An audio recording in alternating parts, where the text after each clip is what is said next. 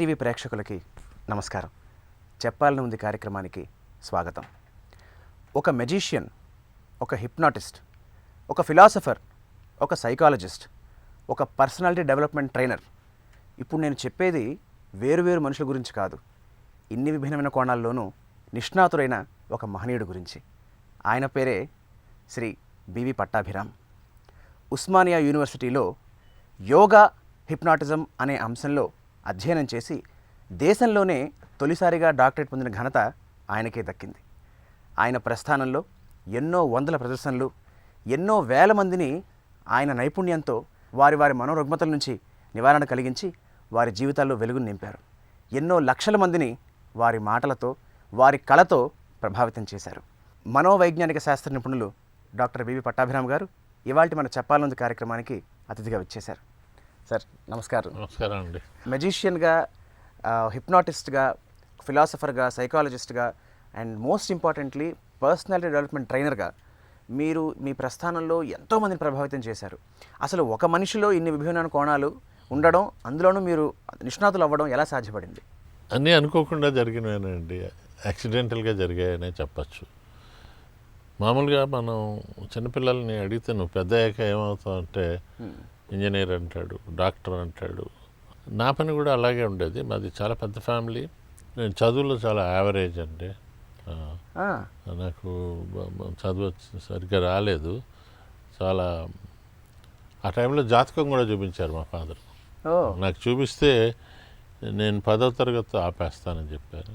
17 ఏళ్ళకి చచ్చిపోతానన్నారు. మా ఫాదర్ కొంచెం పాజిటివ్ థింకర్ ఆయన. ఓకే. ఆయన అన్నారు, ఒరే ఇవన్నీ నమ్మకలేదు, you challenge, you design your destiny. చాలా అప్పుడు కాలు విరిగింది. అందరూ కుంటుతూ నడుస్తుంటే రకరకాలుగా అనేవారు. నాకు ఈ 2 కాళ్ళు ఒక సైజు కాదు. ఆయన ఒకటే అన్నారు, కాళ్ళలో ముళ్ళు గుచ్చుకున్నందుకు సే థ్యాంక్స్ టు గాడ్. కంట్లో గుచ్చుకోలేదు. అరే నువ్వు వండర్స్ చేస్తావురా నువ్వు. అది ఎంత ప్రభావితం అయ్యాయంటే ఆ మాటలు. చదువు రాదన్నారు కదండి, 2 PhDలు చేశాను, 4 PhDలు చేశాను. ఆయన 17 ఏళ్ళకి పోతా అన్నాడు కదా, 71, ఇంకో 2, 73 ఇప్పుడు. ఆ టైంలో నాకు అనిపించింది ఏంటంటే, నీకు చదువు రాదు అన్నాక నాకు ఎందుకు రాదు చదువు? అందరికీ సేమ్ టీచర్లు చెప్తారు, ఒకటి ఫస్ట్ క్లాసు, ఒకటికి సెకండ్ క్లాసు, ఒకటికి ఇది అంటే వాడి అటెన్షన్ పే చేయడాన్ని బట్టి ఉంటుంది. మా ఫాదర్ చెప్పారు, డెవలప్ పాజిటివ్ మెంటల్ యాటిట్యూడ్, నీకేం తక్కువరా అన్నారు. దట్ చేంజ్డ్ మై లైఫ్ అండి. యాక్సిడెంట్ వల్ల చాలా కాలం బెడ్ మీద ఉండడం వల్ల నాకు అప్పుడు ఆ రోజుల్లో ఇంటర్మీడియట్ తర్వాత అంటే ఇప్పుడు 12th క్లాస్ అనేవారు. కాకినాడలో చదివాను. నాకు ఇంజనీరింగ్, మెడిసిన్ ఏమీ రాలేదు. సరే BA చదువు, BAలో ఒకటే సీట్ ఉంది, అది సైకాలజీ అన్నారు. అంటే అది కూడా యాక్సిడెంటల్. అది ఏమీ లేదు అప్పుడు. ఆ రోజుల్లో సైకాలజీ ఎవరు చదివేవారు కాదు. ఓకే. సైకాలజీ, ఫిలాసఫీ అంటే ఆ స్టూడెంట్స్ కూడా ఏమిటో, సైకాలజీ స్టూడెంట్స్ ఇలాగ గాలిలో వేళ్ళు తిప్పుతూ వాళ్ళు కూడా భిన్నంగా ఉండేవారు. నేను మా ఫాదర్ అన్నారు, ఏదో డిగ్రీ చేయి, తర్వాత ఏదైనా చేద్దాం. ఓకే. సో అట్లాగా BAలో చేరాను. సరదాగా చిన్నప్పుడు ఈ మ్యాజిక్ షోలు ఇవన్నీ వాళ్ళు వీళ్ళు చేస్తుంటే చూసి నాకు కూడా ఇంట్రెస్ట్ పుట్టింది. అంటే జనం మనల్ని చూడాలి అంటే మనం సంథింగ్ స్పెషల్ ఉండాలి, యూనిక్గా ఉండాలి, ఏదో యూనిక్గా ఉండాలి. అప్పుడు ఆ రోజుల్లో చందమామలో PC సర్కార్ మ్యాజిక్లు రాసేవాడు ఆయన, పెద్ద ఆయన. ఒక కథ ఉండేది, ఆ కథ చివరికి చిన్న మ్యాజిక్. సో అలా నేర్చుకున్న తర్వాత కాకినాడలో ఎంబర్రావు గారు అని ఒక ఆయన ఉండేవారు. Is a professional magician. Okay. So ఆయన దగ్గరికి వెళ్ళి అడిగితే ఆయన కొన్ని సీక్రెట్లు నేర్పారు. నేర్పిన తర్వాత ముఖ్యంగా నాకు బాగా గాలిలో నుంచి వస్తువులు సృష్టించడం ఎలా. ఇప్పుడు ఇది ఉందనుకోండి, ఏదో ఇలా తీసుకున్నట్టు ఇలా అనడం, ఇలా అని అంటే తావీజ్ వస్తుంది. ఇది ఇవ్వగానే అతనికి ఏమవుతుందంటే అండి, ఇది నువ్వు మెడలో వేసుకుని నీకు అద్భుతమైన రిలీఫ్ వస్తుంది. అంటే ఇలాంటి వాళ్ళని చూశాను. బట్ ఇది సృష్టించడం అనేది మందే. అది నేను ఇంకా అందులో లాక్ అయిపోయి ఉన్నాను, ఎలా జరిగిందా, నా కళ్ళ ముందు జరిగిందా. Please go head sir. కానీ మా ఫాదర్ అనేవారు, మనకి ఇవేమి పనిచేయవరా, అప్పుడు మ్యాజిక్లు అంటే మౌళివాడు ఇలాగ చూసేవారు, ఇది it's not a fine art, okay. చదవాలి అన్నారు. సరే ఎంఏ చేశాను. చేసిన తర్వాత ఏదో ఒక ఉద్యోగం ఉండాలి.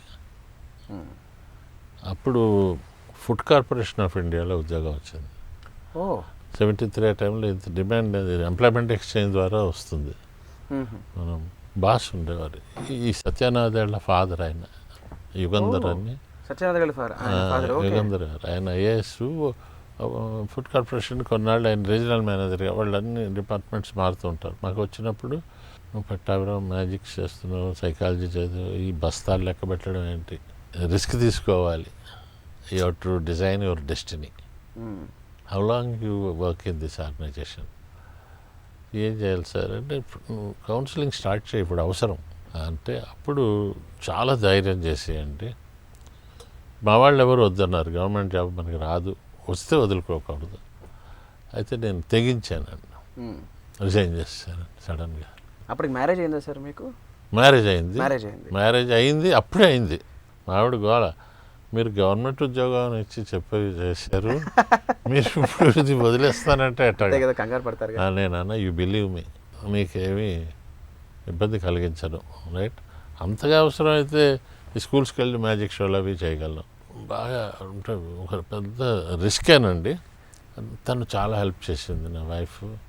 స్టీఫెన్ ఆర్ కోవే అని ఒక గ్రేట్ రైటర్, అతను ఒక బుక్ రాశాడండి, 7 habits of highly effective people అని. అందులో ఒకటేమంటాడంటే సినర్జీ అంటాడు. సినర్జీ అంటే కాంబినేషన్ ఆఫ్ ఎనర్జీస్. మీలో 2 టాలెంట్లు ఉంటే మూడోది వచ్చి చేరుతుంది మీలో అన్నాడు. ఓకే. సో నాకు కౌన్సిలింగ్ మీద అనుభవం ఉంది, తర్వాత మాట్లాడడం చెప్పడం జరుగుతుంది. ఇవి చూసి కొందరు పిలిచారు, సార్ మా స్టూడెంట్స్కి వచ్చి మీరు వచ్చి కౌన్సిలింగ్ చేయండి, పరీక్షలు అంటే భయం వాళ్ళకి, రేపు ఎంసెట్ ఉంది, నీ సెట్ అది ఇది చేసేవాడిని. సో అలా స్పీకర్ని అయ్యానండి. అరే ఇవి ఒకసారి ఎంఎస్కో విజయ్ కుమార్ అని ఆయన ఈ ఫంక్షన్కి వచ్చాడు. పిల్లలు నాకు అంకుల్ ముందు భయం ఉండేది, పోయింది, కొన్ని ఎక్సర్సైజులు చేయించేవాడిని చిన్న చిన్నవి. ఆ తర్వాత కొన్ని చిన్న చిన్న టిప్స్ చెప్పేవాడిని. ఇప్పుడు స్టడీ రూమ్లో చిన్న ఇది కార్డు పెట్టుకో, డూ ఇట్ నౌ అని, ఇది చూడగానే నీకు అప్పుడు ఆ టైంలో సెల్ ఫోన్లో పక్కన పెట్టి చదవాలి. అలాగే సెల్ ఫోన్ దగ్గర నాట్ నౌ ప్లీజ్ అని ఇది పెట్టు అని, ఇవి ఆ పిల్లలకి ఇచ్చేవాడిని అండి. ఈ కార్డ్స్ ఇచ్చేవారు. ఈ కార్డ్స్ చాలా సక్సెస్ఫుల్గా ఇదవడంతో ఆయన అన్నాడు, సార్ ఈ అనుభవాలు ఈ పిల్లలు వచ్చి మాట్లాడుతున్నారు కదా, వీటిని ఒక బుక్ లాగా వేద్దామండి. మళ్ళీ +1 రైటర్ని అయ్యాను.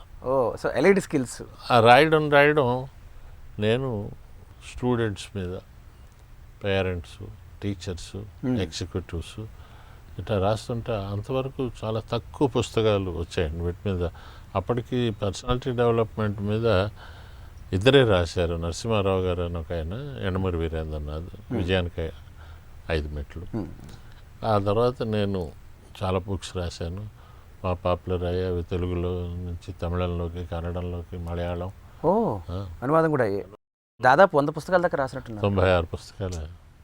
అంటే ఇవన్నీ నాకు తెలియకుండా అయ్యాయండి. ఆ పుస్తకాలు చూస్తే నేనే రాస్తాను అనిపిస్తుంది.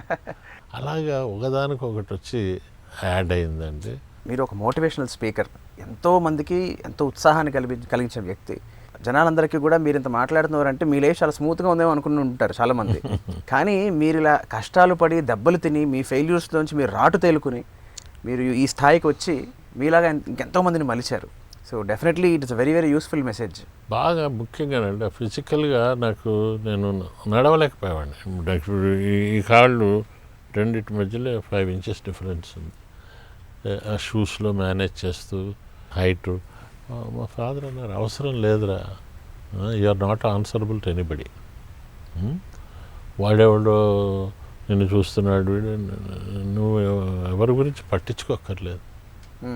లేదు, అందరు నన్ను చూస్తున్నారండి రోడ్డు మీద, నువ్వేమన్నా అమితాబ్ బచ్చన్ నిన్ను చూడడానికి, ఎవడి పని మీద వాడు పోతున్నాడు, నువ్వు ఎందుకు అలా పట్టించుకుంటావు? You are very conscious about others. పక్క వాళ్ళు ఏమనుకుంటారో మనం ఆలోచిస్తుంటాం. You will love yourself, then people start loving you. అంటే మీ యాక్చువల్గా మీ పాజిటివిటీ అనేది, మీలో పాజిటివ్ వైబ్ అనేది మీ నాన్నగారి దగ్గర నుంచి రావడం. మీ నాన్నగారి పేరు సార్? మా నాన్నగారి పేరు భావరాజు సత్యనారాయణ అండి.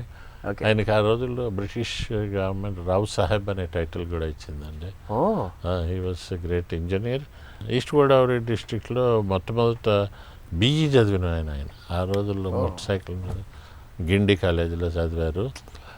మా ఫాదర్కి 11 మంది అబ్బాయిలో ఉండి మేము. Absolute cricket team. నలుగురు సిస్టర్స్ అండి, అందరూ పోస్ట్ గ్రాడ్యుయేట్స్ అండి. ఫెంటాస్టిక్. ఆయన ఒకటే చెప్పేవారండి, మనకి చదువు తప్ప ఇంకోటి లేదు. నువ్వు చదువు, then the fittest can only survive in the future. But hats off to him అండి, ఇంతమంది పిల్లల్ని ఇలా చదివించడం, ఇలా తీర్చిదిద్దడం. I think he must have been very happy. Sir, ఒక దశలో మీరు మెజిషియన్గా ఒక సినిమా యాక్టర్కి ఉన్న స్థాయి గుర్తింపు మీరు పొందారు. అందులో ఎటువంటి ఇది లేదు. అసలు మీకు మ్యాజిక్ వైపు మిమ్మల్ని మెయిన్గా ప్రేరేపించింది ఎవరు? అండ్ అతి ముఖ్యంగా మీరు మ్యాజిక్ని మీ పర్సనాలిటీ డెవలప్మెంట్ కోర్స్కి అన్వయించి మీరు చాలామంది ప్రభావితం చేశారని విన్నాం. దాని గురించి మీ మాటలు. నేను యాక్చువల్గా మ్యాజిక్ని హాబీగా నేర్చుకున్నానండి. ఉద్యోగం లేదు నాకు అప్పటికి, ఇంకా ప్రయత్నాలు. నాకేమో ఉద్యోగం చేయాలని లేదు, దీన్ని ప్రొఫెషన్గా తీసుకుందామని. మా ఫాదరు నువ్వు ఉద్యోగం చేయాలి, మీ మనసు ఇటువైపు ఉంది అన్న పూర్తిగా ఇటు. ఈ మ్యాజిక్లు అవి నేను వదలలేకపోయాను, రైట్, చేస్తూ ఉండేవాడిని. అప్పుడు ఆ టైంలో కౌన్సిలింగ్ చేసేటప్పుడు మీరు బాగా స్టూడెంట్స్ దగ్గరికి వెళ్ళి మీరు బాగా చదువుకోవాలి, మీరు ఇలా చేయాలి, అలాగే అని చెప్తే సరే అనేవారు వాళ్ళు. పెద్ద ఎవరు పట్టించుకునేవారు కాదు. ఈ విజువల్గా ఏదైనా వాళ్ళకి చూపిస్తే డెఫినెట్గా దాని ఇంపాక్ట్ ఎక్కువ ఉంటుంది అని అప్పుడు నేను మ్యాజిక్ని మీడియాగా తీసుకున్నాను. ఇప్పుడు ఉదాహరణకి ఇంజనీరింగ్ కాలేజీ స్టూడెంట్స్తో ఫస్ట్ ఇయర్లో వాళ్ళు చాలా కన్ఫ్యూజన్లో ఉండేవారు. నేను సిఎస్సి తీసుకోవాలా, ఐటీ తీసుకోవాలా, మెకానికల్ తీసుకోవాలా, సివిల్ తీసుకోవాలా, మా మేనమామ అది చెప్పాడు ఇది చెప్పాడు. వాళ్ళకి చెప్పాను, రే మీరు హై స్కూల్లో ఉన్నప్పుడు 9 సబ్జెక్టులు ఉండేవి. ఆ టైంలో ఏమి మీకు ఆప్షన్ లేదు, అన్ని సబ్జెక్ట్స్లోనూ రావాలి. సో వాళ్ళకి చెప్పాను, రే మనం ఇవన్నీ చేసాం, సరే తర్వాత మీరు ఇది మామూలుగా ఒక మ్యాజిక్ ఐటము ఒక కాలేజీలో చేరారు, ఇంజనీరింగ్ కాలేజీ. ఇక్కడికి వచ్చాక ఇంకా అది చేయాలా, ఇది చేయాలా, ఇది చేయాలా, ఇవన్నీ వచ్చాయి. అయితే ఇక్కడ మీరు అడగండి, తెలిసిన వాళ్ళని అడగండి, మీరు టీచర్స్ని అడగండి, ఓ సబ్జెక్ట్ చూస్ చేయండి. సపోజ్ మెకానికల్కి వెళ్ళాక ఇంకా మళ్ళీ అటు ఇటు చూడకండి. మెకానికల్ మీరు అద్భుతంగా మెకానికల్ ఇంజనీర్ అవుతారు. ఇది మామూలుగా చిన్న మ్యాజిక్ ఇది, బట్ దీని ఇంపాక్ట్ ఎలా ఉంటుందంటే ఇక వాడికి కన్ఫ్యూషన్ ఉండదు, ఏం లేదు. ఆ మెకానికల్ అప్పటి తల్లిదండ్రుల్లో ఇప్పటి తల్లిదండ్రుల్లో మీరు గమనించిన ముఖ్యమైన మార్పులు ఏమిటి? అండ్ వాళ్ళు పిల్లలతో కానీ పిల్లలు వాళ్ళ పట్ల కానీ ఉండే ప్రవర్తనలో ఉన్న మార్పులు ఏమిటి? పిల్లలు అమ్మా నాన్నల్ని విలన్స్లా చూస్తున్నారు. మొన్న ఒక అబ్బాయి వచ్చాడు, వాడిని కౌన్సిలింగ్ తీసుకొచ్చారు 10th క్లాసు. వాడికి నేను మొదలు పెట్టబోతుంటే వాడు ఒకటి అన్నాడు, అంకుల్ ముందు నాకన్నా ముందు మా మమ్మీ డాడీలకి కౌన్సిలింగ్ చేయండి అన్నాడు. ఏం చేయాలిరా అన్న? మా మమ్మీకి 2 జబ్బులు ఉన్నాయి, డాడీకి 2 జబ్బులు ఉన్నాయి. ఏంటి? మా మమ్మీ చెప్పిందే చెప్తుంది, రెండోది అడ్డమైన వాళ్ళతో పోల్చుతుంది. వాడిని చూడు, ఎదురింటి అమ్మాయిని చూడు, ఆ అమ్మాయిని చూసి నేర్చుకో. అసలు ఆ అమ్మాయిని చూడడం వల్లే వీడు ఫెయిల్ అయ్యాడు. మీ నాన్నకున్న జబ్బులు ఏంట్రా అంటే, మా నాన్న తాను ఎంత కష్టపడ్డాడో చిన్నప్పటి నుంచి రోజు చెప్తాడు. అంటే నిజమే కదా, కష్టపడ్డా అంటే రోజు చెప్తే ఎలాగా? అలాగే నాకు ఎంత డబ్బు ఖర్చు అయిందో, మరి నా డిగ్రీ దాకా అయిన ఖర్చు నీకు 1 సంవత్సరం ఫీజు రా అంటాడు. కామన్ స్లోగన్ వాళ్ళు చెప్పింది. అంటే అది సత్యమైనా పిల్లల దగ్గర అనకూడదండి. వాళ్ళు ఏమంటారంటే నేను ఖర్చు పెట్టమన్నాను, రైట్? ఇలాంటివన్నీ నేను తర్వాత పేరెంట్స్ చెప్తాను, ఇవి పదే అనకండి. అంటే ఇప్పుడు పేరెంట్స్ ఎలా ఉన్నారంటే తాము చిన్నప్పుడు తమ పేరెంట్స్కి ఎంత భయపడ్డారో they expect the same thing from their children. So they imitate their parents, వాళ్ళలాగా ఉండాలి అని. వీళ్ళకి అలా ఉంటే చికాకండి. ఈ జనరేషన్ ఫాస్ట్. ఇటీవల కాలంలో మనం భార్యాభర్తల మధ్య గొడవలు ఎక్కువ అవుతున్నాయి, అవి విడాకుల దాకా దారి తీస్తున్నాయని వింటూ వస్తున్నాం. అయితే ఈ సమస్యకి మీ సైడ్ నుంచి మీరు ఇచ్చే ఒక సొల్యూషన్ లాంటిది ఏమైనా ఉందా, మీరు చెప్పే సూత్రాలు లాంటివి ఏమైనా? నేను వాళ్ళకి ఏం చెప్తూ ఉంటానంటే, ఇద్దరు 5 T's పాటించండి. టీ ఫస్ట్ టీ, నీ వైఫ్కి టైం ఇయ్యి. ఆవిడేదో చెప్పాలనుకుంటుంది, నేను బిజీగా ఉన్నాను అని. నీ దిక్కుమాలను బిజీ ఆవిడకి ఎందుకు? A busy man always find solution. Okay. First timing ఖచ్చితంగా ఇంత అంటే క్వాలిటీ టైం ఇవ్వాలి.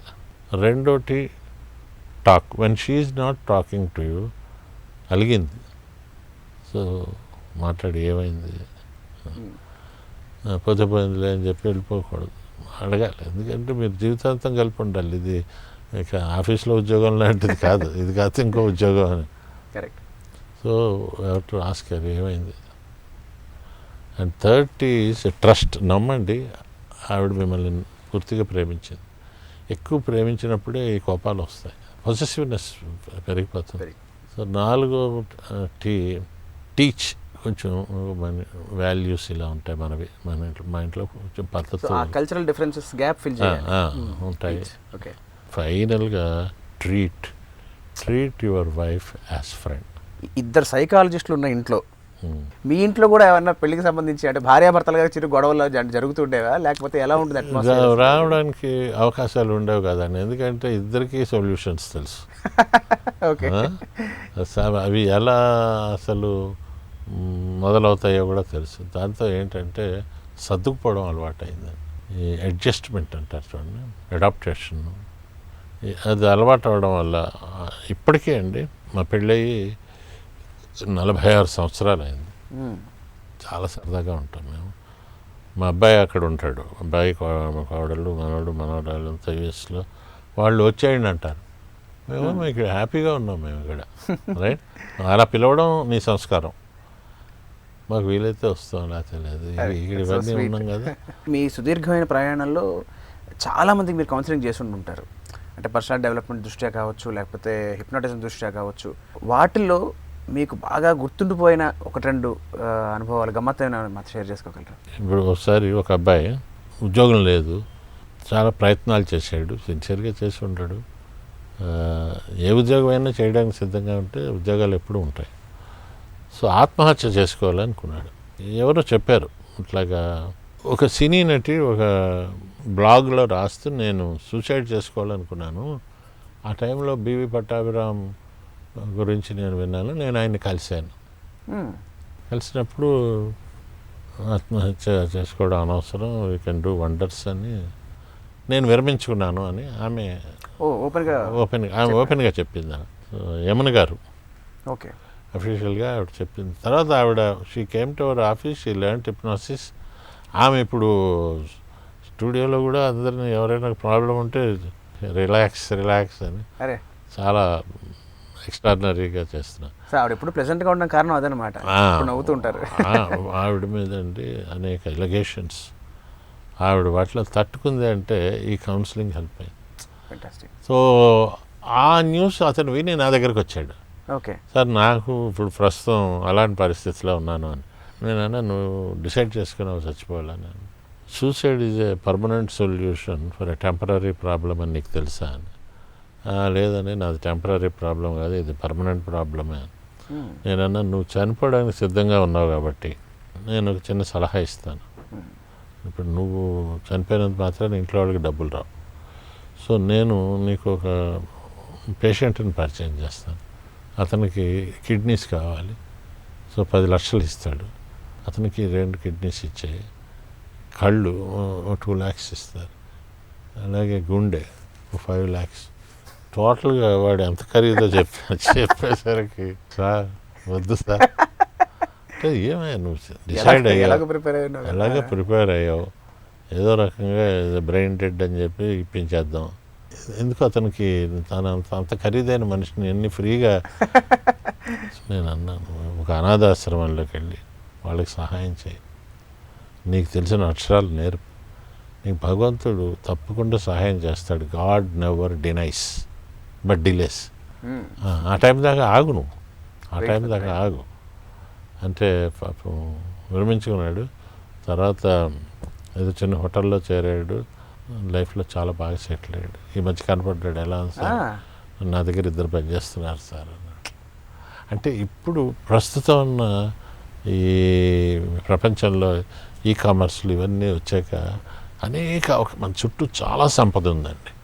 నాకు ఈ పక్కన ఇంత ఉంది అనేది నాకు తెలియట్లేదు, నేను తెలుసుకోవాలి. సార్, ఏ మనిషి అయినా తన జీవితంలో అభివృద్ధి చెందాలి అంటే, తను అనుకున్న గోల్ని సాధించాలంటే, అది ఏ రంగంలో అయినా సరే టైం మేనేజ్మెంట్ చాలా చాలా ముఖ్యమైనది. సో ఆ టైం మేనేజ్మెంట్ సంబంధించి మీరు చెప్పే సూత్రాలు ఏమిటి? టైం మేనేజ్మెంట్ అనగానే పొద్దున్నే లేవడం, ఆ పని చేయడం, ఈ పని చేయడం, ఇవనుకుంటారు. ఇలా కాదండి. నేనేం చేయాలి, నేనేం చేయగలను, ఈ ప్రయారిటీస్ నేను దేనికి ఎక్కువ చెయ్యాలి, రైట్? ఇది కొంత రీసెర్చ్ లాంటి వర్క్ అండి ఇది. దాంట్లో మేము ఒక ఫార్మాట్ ఒకటి తయారు చేస్తామండి. ఓకే.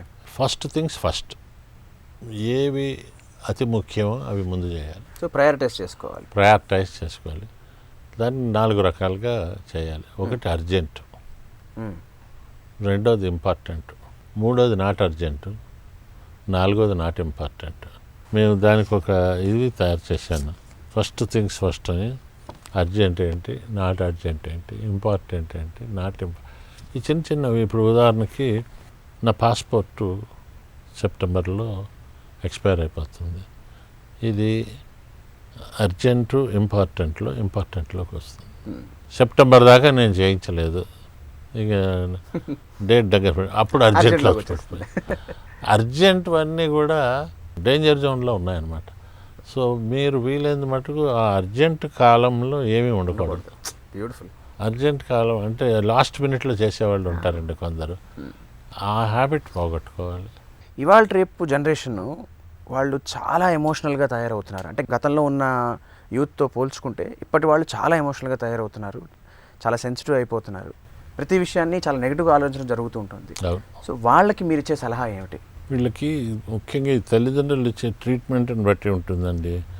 ఈ పిల్లలు ఒక రకమైన ఎమోషనల్ బ్లాక్మెయిలింగ్ చేస్తున్నారు పేరెంట్స్ని. నాకు బండి కొనివ్వాలి, నాకు బండి ఇవ్వకపోతే నేను చచ్చిపోతా, నేను దూకేస్తా. అలా చేసిన వాళ్ళు కూడా ఉన్నారండి. వాడికి ఆ బండి కొనివ్వడం. మొన్న చూడండి, ఒక 10th క్లాస్ అబ్బాయి ఇంకో 2 10th క్లాస్ అబ్బాయిలని తీసుకుని వాడు హైవేలో వెళ్తూ యాక్సిడెంట్కి గురయ్యాడు. 3 పోయారండి. 3కి వాళ్ళు ఒక్కొక్కళ్ళే కొడుకులండి. ఏమండి ఆ తల్లిదండ్రులను ఏమనాలండి? వాడికి బండి కొనివ్వాలి, బెదిరించిన మాత్రం వాడికి లైసెన్స్ లేదు, లేదు. అలాంటి వాళ్ళు ఏం చేయాలంటే వాడికి ఏదైనా ఎవరికైనా పెద్దవాళ్ళతో చెప్పించడం, లేకపోతే ఒకసారి వాడు ఇంటి దగ్గర తిరుగుతున్నప్పుడు తెలిసిన పోలీసు వాడిని బెదిరించేలా చేయడం, ఏదో టెక్నిక్ చేయాలి. వాళ్ళు చచ్చిపోతున్నారు, కోసుకోవడం, మాట్లాడితే నేను చచ్చిపోతాను అని చెప్పి. ఇదేంటంటే మనం ఇంటి దగ్గర చనువును బట్టి వాళ్ళు అలా చేస్తున్నారు. వాడికి ఒక డిసిప్లిన్ నేర్పాలి. వాడు 10thలోకి వస్తాడండి, వాడి పనులు వాడికి చేసుకోవడం రాదు. వాడు రాగానే బూట్లు 2 ఇట్లా విసిరేస్తాడు, వాళ్ళ అమ్మ సర్దుతుంది. దీనికి ఏకైక కారణం ఏంటంటే అప్పుడు 5-6 పిల్లలు ఉండేవారు. సో ఒకడిని తంతే రెండో వాడికి బుద్ధి వచ్చేది. ఇప్పుడు ఏంటంటే ఆ ఒక్కడు ఎక్కడ పారిపోతాడో అని వాళ్ళ ఆఖరికి అమ్మా నాన్నల్ని కొట్టే పరిస్థితి వచ్చిందండి. అంటే మీకు అప్పటికి ఇప్పటికీ సిస్టంలో ఎంత తేడా వచ్చిందంటే, అప్పుడు జాయింట్ ఫ్యామిలీలో 10 మంది ఉండేవారు. ఇప్పుడు సపోజ్ ఒక 10th ఫెయిల్ అయితే వాడు భయపడి తాతయ్య దగ్గరికి పోయేవాడు. ఏమిరా ఏడుస్తున్నావు అంటే 10th ఫెయిల్ అయినాను, నాన్న కొడతాడని. అప్పుడు ఆ తాత కౌన్సిలింగ్ చేసేవాడు. ఏం పర్వాలేదురా, మీ నాన్న కూడా ఫెయిల్ అయ్యాడు చిన్నప్పుడు, ఈసారి బాగా చదువుకో, నీకు సైకిల్ కొనిపెడతాను. ఇప్పుడు అట్లా చెప్పే తాతలు నీ ఓల్డేజ్ హోమ్లో పెట్టారు. అసలు బంధుత్వాలు పూర్తిగా సన్నగిలిపోయాయి. దీంతో ఏమవుతుంది, వాడికి అమ్మ నాన్న. ఈ రోజున హైదరాబాద్లో 44 సైకియాట్రిస్టులు ఉన్నారండి. ఒకప్పుడు ఒకళ్ళిద్దరు ఉండేవారు ఎర్రగడ్డ మెంటల్ హాస్పిటల్లో, అక్కడ వైజాగ్లో కేజీహెచ్. ఇప్పుడు ఎక్కువ మంది యూత్ అండి, డ్రగ్స్కి అలవాటు పడిన వాళ్ళు. వాడు ఈ ప్రపంచంలో ఉండట్లేదండి. వాడు వీళ్ళని బాగు చేయాలంటే మళ్ళీ ఏ వివేకానంద లాంటి వాడు దిగాలి. హిప్నాటిజం గురించి ఖచ్చితంగా దీని గురించి మిమ్మల్ని అడిగి తీరాలి. ఎందుకంటే హిప్నాటిజం అనే పేరు ఇటీవల 21st సెంచరీలో చాలా ఎక్కువ వినిపిస్తుంది. అసలు వాస్తవానికి హిప్నాటిజం అంటే ఏమిటి, దానివల్ల జనాలకు ఉండే బెనిఫిట్స్ ఏమిటి? ఇప్పుడు ఈ ఎఫర్మేషన్స్ కూడా పార్ట్ ఆఫ్ హిప్నాసిసేనండి. హిప్నాటిజంలో అంటే నేను అంటున్నప్పుడు పని చేయనప్పుడు మీ సహాయం తీసుకుంటాను. నేను ఇప్పుడు సపోజ్ నాకు సిగరెట్ మానేయాలని ఉంది, రైట్, నేను మానలేకపోతున్నాను. అప్పుడు హిప్నటిస్ట్ దగ్గరికి వెళ్ళి నేను మనస్ఫూర్తిగా మానేయాలనుకుంటున్నాను, నాకు మీరు హెల్ప్ చేయండి అంటే మిమ్మల్ని ట్రాన్స్లోకి పంపి ఆ సబ్ కాన్షియస్ మైండ్ మీద ఈ సజెషన్స్ ఇస్తాడు. ఈ రోజు నుంచి మీరు సిగరెట్ వాసన మీకు పడదు, సిగరెట్ వల్ల మీ లంగ్స్ ఎంత స్పాయిల్ అయిపోయాయో మీకు తెలుసు, వీటికి సంబంధించిన మెటీరియల్ అంతా చెప్తూ ఉంటాం. అతనికి ఆ సిగరెట్ అంటే ఒక అసహ్యం వేసేలాగా. తర్వాత మెల్లిగా ట్రాన్స్లో బయటకు తీసుకొచ్చిన తర్వాత సిగరెట్ ఆఫర్ చేస్తే వద్దు సార్ అంటాడు. ఇలాంటివి ఒక 3 సెషన్స్ కానీ వేస్తే వదిలేస్తాడు. అయితే దీనికి అతనికి 100% మానాలని ఉండాలి, ముందు మనసులో ఉండాలి. ఇప్పుడు మా దగ్గరికి ఒక ఆవిడ తీసుకొచ్చింది, ఒక ఆయన, మా ఆయన చేత తాగుడు మానిపించండి అని. ఆయన అడిగాను, సార్ మీకు మానాలని ఉందా అంటే, ఏదో అడుగుతున్నది కదా, కోషిష్ చేయండి అన్నాడు. నీ బంధు నేను కోషిష్ చేయడం ఏంటి, నాది కాదు కదా సమస్య, నీకు ఉండాలి. అతను అలా ఉన్న రోజుని డెఫినెట్గా ముఖ్యంగానండి మా దగ్గర బాగా సక్సెస్ఫుల్గా అయ్యేవి ఈ తాగుడు సిగరెట్ల కన్నా బద్ధకం అండి. అది పెద్ద సమస్య సార్.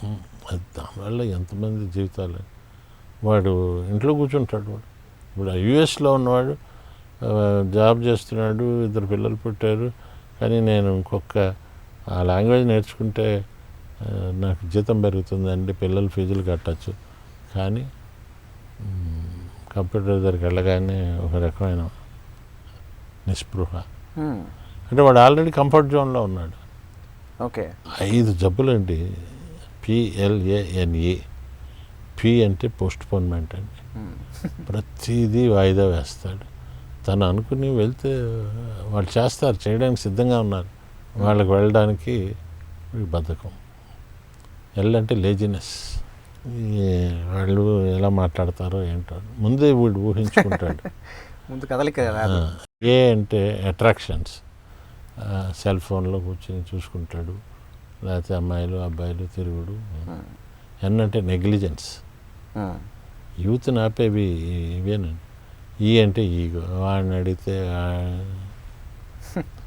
ఈ PLANE ఇలాంటి వాటికి మేము ట్రాన్స్లోకి పంపి చేయగలుగుతావు, నువ్వు చేస్తావు. ఓకే, ఇప్పుడు ఈ రోజుని ఎంతమంది ఎన్ని అద్భుతాలు చేస్తున్నారండి 80 ఏళ్ల వయసులో కూడా. అంటే ఓన్లీ థింగ్ ఈజ్ అతనిలో ఆ ఇనిషియేటివ్ రావట్లేదు. సో వాళ్ళకి నేను సజెషన్స్ ఇస్తుంటాను. సో హిప్నాటిజం ద్వారా వాళ్ళలో ఉన్న వీక్నెస్ని వాళ్ళు జయించవచ్చు ఎవరైనా. ఇవాళ రేపు సెల్ ఫోన్ అనేది ఒక అడిక్షన్ అయిపోయింది. దానివల్ల మీరు అన్నట్టు బద్ధకం పెరిగిపోతుంది, మనుషులతో మనుషులు మాట్లాడుకోవడం తగ్గిపోతుంది, రిలేషన్స్ తగ్గిపోతున్నాయి, ఫోకస్ తగ్గిపోతుంది, నిద్ర తగ్గిపోతుంది. ఈ సెల్ ఫోన్ అడిక్షన్ నుంచి, అది నేను యువత గురించి మాత్రమే అడగట్లేదు, పెద్దవాళ్ళకు కూడా చాలామందికి సెల్ ఫోన్ అడిక్షన్ ఉంటుంది వాళ్ళ రేపు. సో ఈ అడిక్షన్ నుంచి బయటపడడానికి మీరు ఇచ్చే సలహాలు ఏమిటి? సలహాలు ఇచ్చిన ఎవరు పాటించరండి. అది మీరు అన్నట్టుగా ఆ ఎడిక్షనే అది వాళ్ళకు ఒక కంపానియన్ అయిపోయింది. అది చిన్నపిల్లలు అయితే వాళ్ళ దగ్గర నుంచి తీసుకోవడమే. పేరెంట్స్ వచ్చి చెప్తారు, మా వాడు సెల్ ఫోన్ వదలట్లేదండి, మా అమ్మాయి తలుపులు వేసుకుని సెల్ ఫోన్లో మ్యూజిక్ వింటుందా ఇంకేంటో, సో మేమేం చేయాలి అంటారు. సో వాళ్ళని మా దగ్గర తీసుకొచ్చినప్పుడు మేము చెప్తాం, మేమేం చేయలేమండి, ఆ సెల్ ఫోన్ మీరు తీసేసుకోండి, అరుస్తారు. ఇంకా తప్పదంటే ఇప్పుడు దీనికి మందులు కూడా వచ్చాయండి, ఇది సెల్ ఫోన్కి మానేయడానికి సైకాట్రిస్టులు. సో ఇప్పటికి మీలో బోల్డ్ కోణాలు చూసాము. ఇంకా ప్రస్తావించాల్సిన చాలా ఉన్నప్పటికీ వాటిలో ఒకటి ఏంటంటే సినిమాలు. అయితే మీరు కూడా సినిమాలో నటించడం జరిగింది, దానికి కారణం జంధ్యాల గారు. సో జంధ్యాల గారు, ఎండమూరి గారు, సో వారితో మీకున్న అనుబంధం గురించి, స్నేహం గురించి. కాకినాడ PR కాలేజీలో BA చదివాను. నాకు 1 year సీనియరు వీరేంద్రనాథ్. ఆయన బీకామ్ చదివాడు అదే కాలేజీలో. ఓ మేమిద్దరం అప్పుడు ఇంట్రావర్ట్లే, అతనికి ఫ్రెండ్స్ లేరు, నాకు ఫ్రెండ్స్ లేరు. అరే సరే మేమిద్దరం అప్పుడు కూడా ఎక్కువ ఏం మాట్లాడుకునే వాళ్ళం కాదు.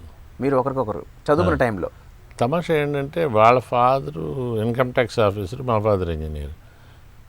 వీళ్ళ ట్రాన్స్ఫర్స్ కూడా తమాషాగా ఒకే ఊరికి. ఇప్పుడు ఇద్దరికి హైదరాబాద్ ట్రాన్స్ఫర్ అయింది వాళ్ళకి. ఇక్కడ హైదరాబాద్లో మళ్ళీ కలిసి చదువుకున్నాం. రామచంద్రాపురం అని ఈస్ట్ గోదావరిలో తెలుసు, అక్కడ మళ్ళీ కలిసి చదువుకున్నాం. ఓ ఆ రకంగా మాకు ఫ్రెండ్షిప్ ఉండేది.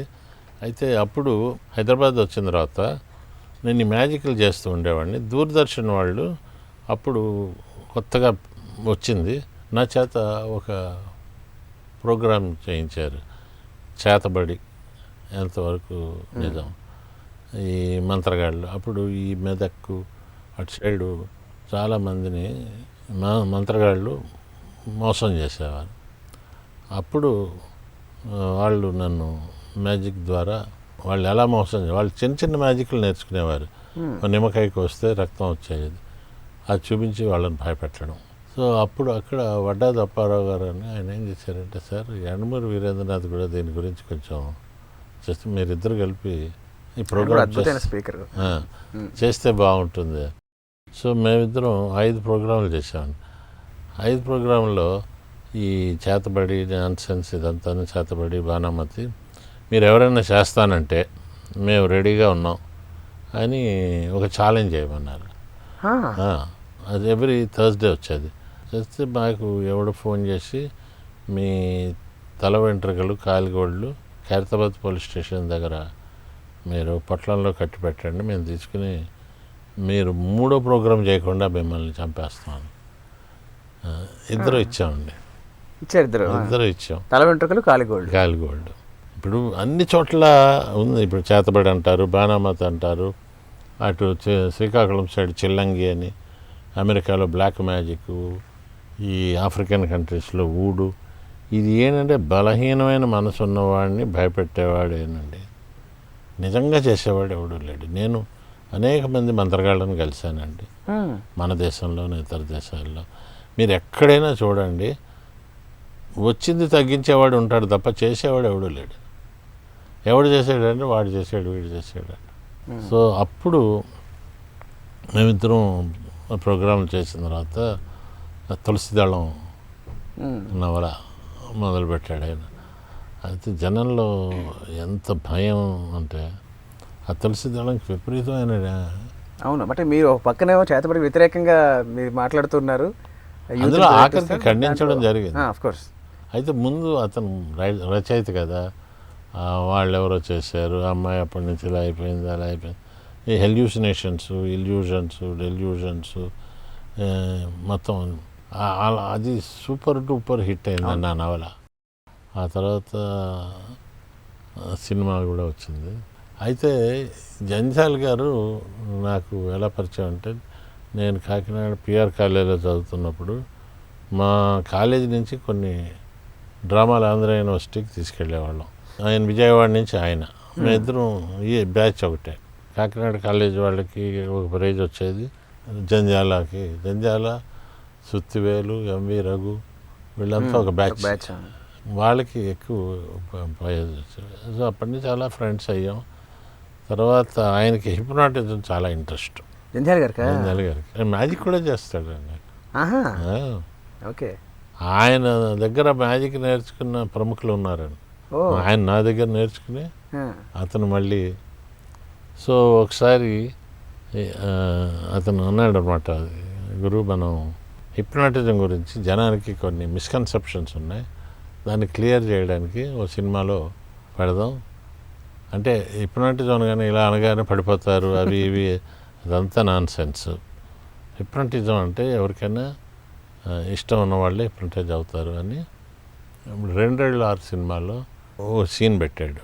శ్రీలక్ష్మి ఆవిడకి పాటలు పాడడం ఇష్టం. ఆవిడని ఆ హస్బెండ్ హిప్నటిస్ట్ దగ్గర తీసుకొస్తాడు. ఆవిడ చక్కగా వంట చేయడం వచ్చు, వంట చేయదు. సో అక్కడ నువ్వు వంట చేస్తావు అనేది కాన్సెప్టు. తమాషాగా సార్, మనిషి ఒక సింపుల్ జీవన విధానాన్ని అలవర్చుకోవడానికి మినిమలిజం అనే ఒక సిద్ధాంతాన్ని పాటించాలి అని మీరు చెప్తూ ఉంటారు. అసలు ఏంటి థియరీ ఆఫ్ మినిమలిజం? మినిమలిజం అంటే సింపుల్ లివింగ్, హై థింకింగ్. ఇప్పుడు కొందరు ఉంటారు, షాపింగ్ కాంప్లెక్స్కి వెళ్ళారు అనుకోండి, షాపింగ్ వాళ్ళకి నెలకి 2 సబ్బులు సరిపోతాయి, అతనికి ఒక అరడజన్ కొంటాడు. అన్నీ ఎక్కువ కొనేస్తూ ఉంటాడండి.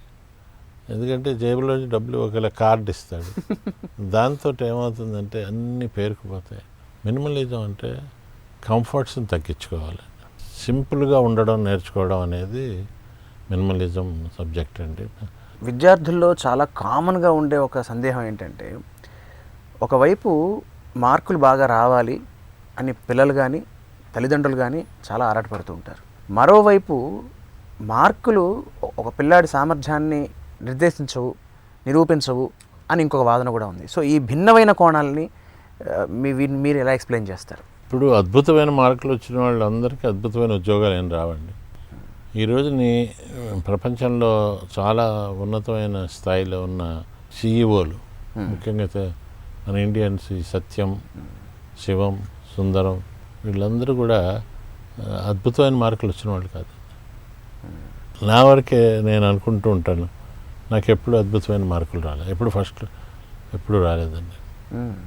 అలాగే మా అబ్బాయికి కూడా చదువుకోలో చెప్పేవాడిని, ఫస్ట్ 10 ర్యాంక్స్ వద్దురా మనకి. ఎందుకంటే ఫస్ట్ 10 ర్యాంక్స్లో 3వ ర్యాంకో 4వ ర్యాంకో వచ్చింది అనుకోండి, రేపు 5 వచ్చింది అనుకోండి, మొదటి 3 మీద వీడికి అసూయ పెరుగుతుంది. జ్ఞానం పెంచుకోవడానికి ట్రై చేయండి. మార్కులు అనేది నాట్ ది క్రైటీరియా. బట్ ఈ కాలం తల్లిదండ్రులు నీకు మంచి మార్కులు రావాలి, టాప్ మార్క్స్ రావాలి, టాప్ ర్యాంక్ రావాలి. వాడు హాస్టల్లో ఉంటే వాడు ఫోన్ చేసి తిన్నావా లేదా అని అడగరు, ఈసారి మార్కులు ఎలా వచ్చాయి.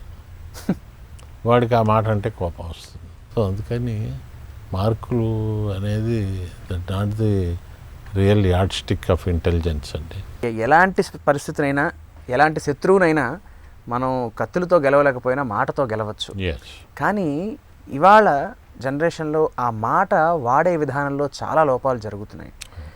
యువత సరిగ్గా కమ్యూనికేట్ చేయలేకపోవడము, అయితే వాళ్ళ మాట తీరు బాగోలేకపోవడము, ఈ అలవాటు నుంచి ఎలా బయటపడాలి, వాళ్ళను వాళ్ళు చక్కగా సరిదిద్దుకోవడానికి, వాళ్ళ మాట తీరు మార్చుకోవడానికి వాళ్ళు అలవర్చుకోవాల్సిన గుణాలు ఏమిటి? కమ్యూనికేషన్స్ అనేది that is the most powerful weapon of 21st century అండి.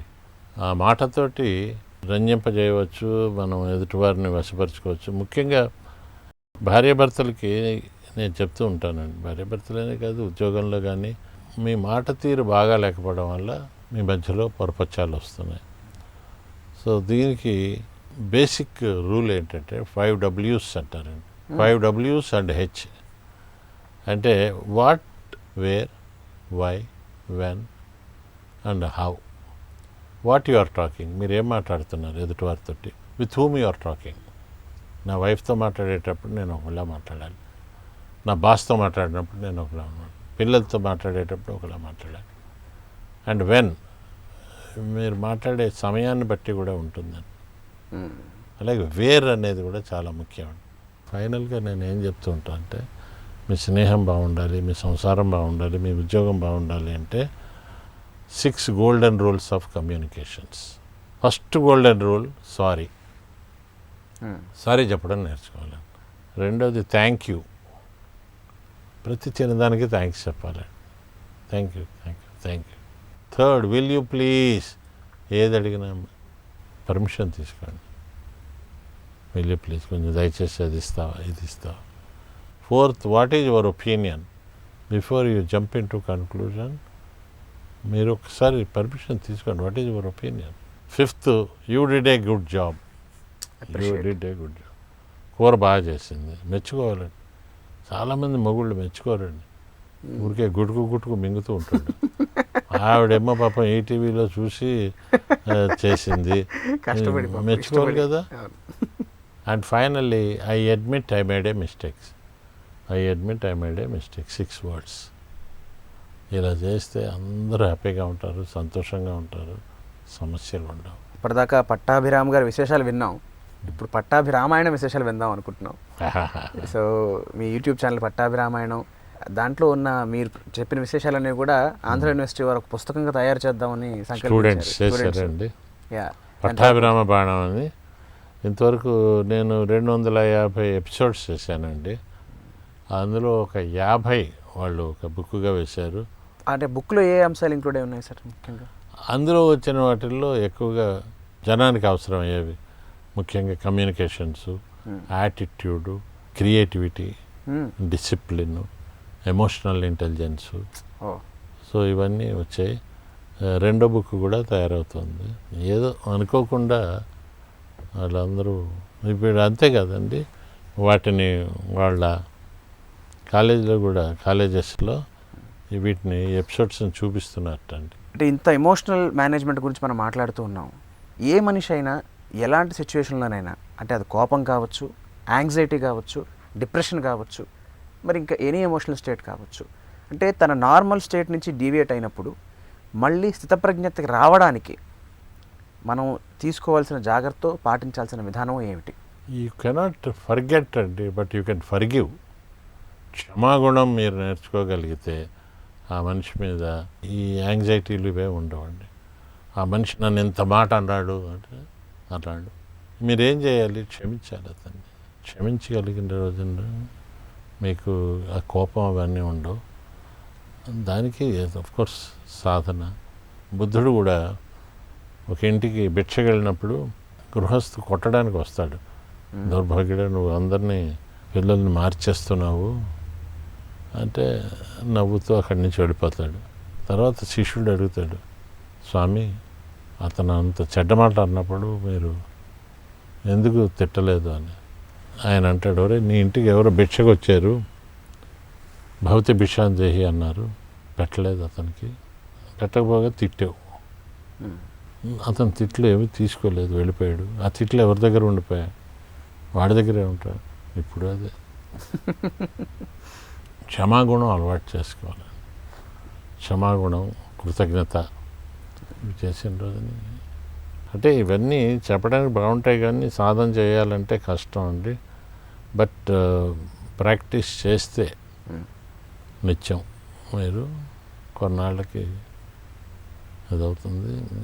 నాకు నెగిటివ్ ఎమోషన్స్ ఉండేవండి, బట్ ఇలా ప్రాక్టీస్ చేయబట్టి.